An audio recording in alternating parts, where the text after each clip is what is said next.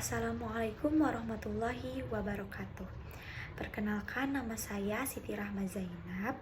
Saya dari Prodi Akuntansi Reguler A dengan nomor NPM 251104020012. Pada kesempatan kali ini, saya akan mempresentasikan materi yang berjudul Syariah dalam Islam. Mungkin kata syariah sudah sering kita dengar, baik di lingkungan sekolah, masyarakat, maupun media. Namun, seringkali kita hanya memahami syariah sebagai aturan atau hukum saja, tanpa memahami maknanya secara lebih dalam. Melalui presentasi ini, saya akan mengajak kita semua untuk memahami syariah lebih menyeluruh, mulai dari pengertian, alasan mengapa manusia membutuhkan syariah, bagaimana perkembangan syariah dari zaman Nabi terdahulu, sehingga sumber-sumber hukum dalam Islam. Penjelasan syariah. Secara bahasa, kata syariah berasal dari akar kata syara, yang berarti jalan menuju sumber air.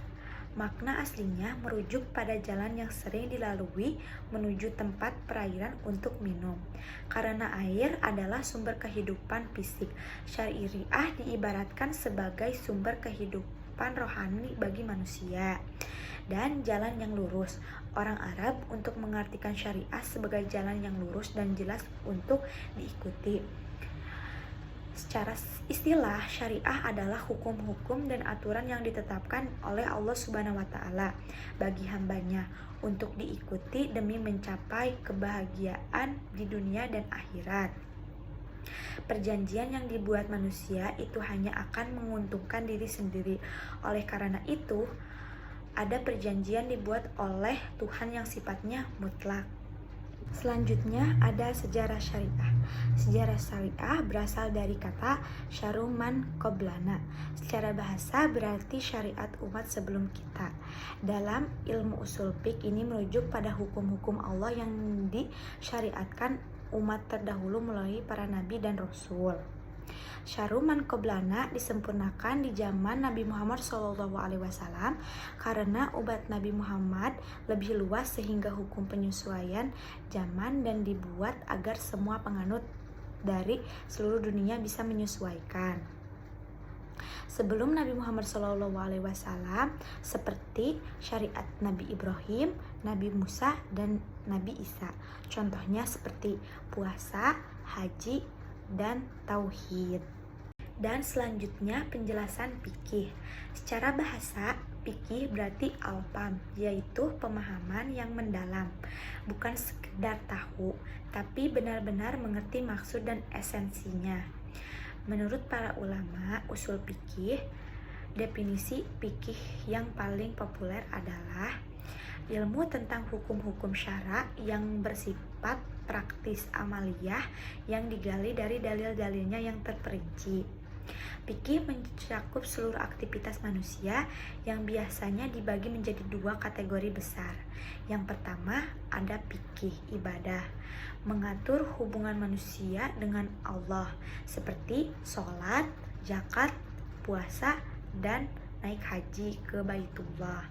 Yang kedua ada fikih muamalah, mengatur hubungan manusia dengan sesama, yaitu jual beli, sewa menyewa, pernikahan mufakahat atau waris, hingga hukum pidana jinayah. Selanjutnya ada perbedaan syariah dan fikih. Syariah bersifat absolut, permanen, berasal langsung dari wahyu Allah dan berlaku universal untuk seluruh umat. Adapun fikih adalah hasil pemahaman atau ijtihad manusia, ulama terhadap syariah, sehingga bisa bersifat relatif, berubah sesuai zaman dan berbeda antar daerah. Hukum syara, fikih hanya membahas hukum yang bersumber dari agama seperti wajib sunnah haram dan hukum alam seperti api itu panas. Praktek amaliyah fikih fokus pada perbuatan fisik manusia seperti cara sholat, jual beli, dan nikah. Hal-hal yang berkaitan dengan keyakinan akidah tidak disebut fikih melainkan ilmu tauhid.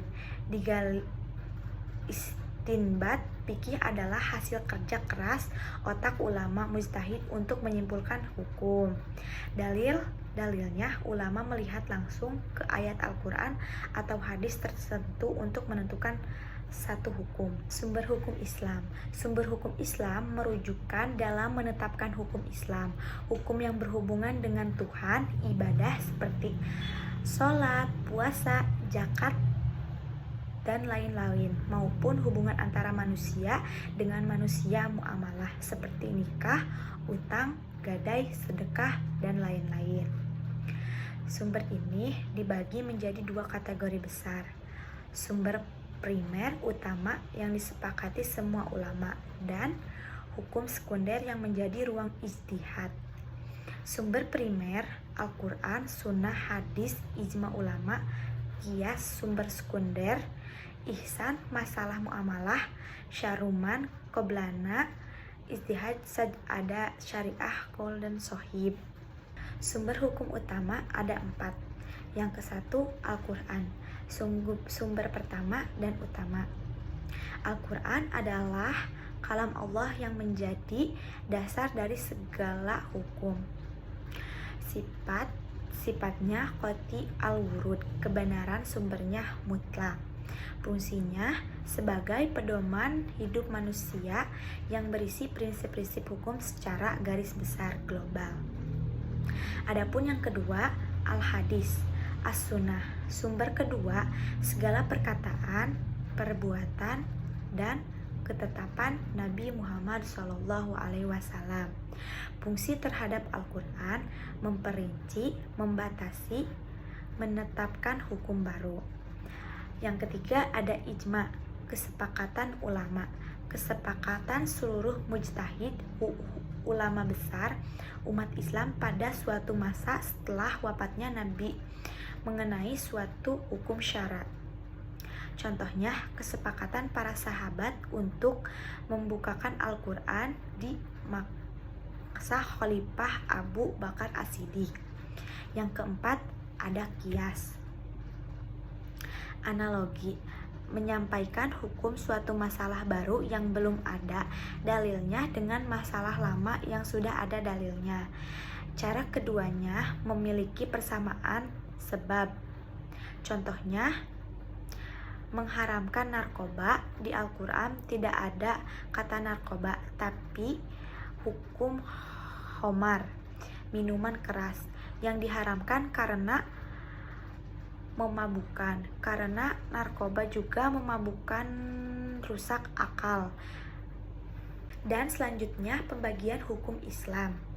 Hukum taklifi adalah titah Allah Subhanahu wa taala yang menuntut mukallaf, individu berakal dan balik, untuk melakukan, meninggalkan, atau memilih perbuatan. Dalam ilmu fikih ada 5 kategori hukum, dikenal dengan al-khosam dan al-khomsah. 1. Wajib, fardu, perbuatan yang harus dilakukan, dikerjakan mendapat pahala, ditinggalkan mendapat dosa. Contohnya, sholat 5 waktu, puasa Ramadan, berbakti kepada orang tua. Yang kedua, sunnah, madhub, perbuatan yang dianjurkan untuk dilakukan tapi tidak sampai tingkat harus, dikerjakan mendapat pahala, ditinggalkan tidak berdosa. Contohnya, sholat tahajud, puasa Senin Kamis, dan bersedekah. Yang ketiga, haram, perbuatan yang dilarang keras untuk dilakukan, ditinggalkan mendapat pahala, dikerjakan mendapat dosa. Contohnya, berzina, mencuri, minum khamar, dan makan riba. Yang keempat, makruh, perbuatan yang sebaiknya dihindari namun tidak larangan yang mengharamkan, ditinggalkan mendapat pahala, dikerjakan tidak dosa tapi dibenci Allah. Contohnya, makan bawang mentah saat mau ke masjid karena baunya mengganggu, atau merokok. Menurut sebagian ulama tidak sampai mengharamkannya. Yang kelima, mubah, jaiz, perbuatan yang boleh dilakukan dan boleh ditinggalkan, tidak berpahala dan tidak berdosa jika dilakukan sesuai murni, namun bisa jadi berpahala jika diniatkan untuk kebaikan ibadah. Contohnya makan, minum, tidur, olahraga, atau memilih warna baju. Hukum wad'i.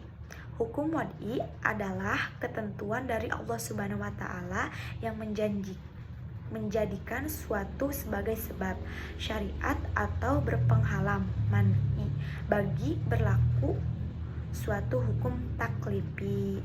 Dari saya, wassalamualaikum warahmatullahi wabarakatuh. Terima kasih.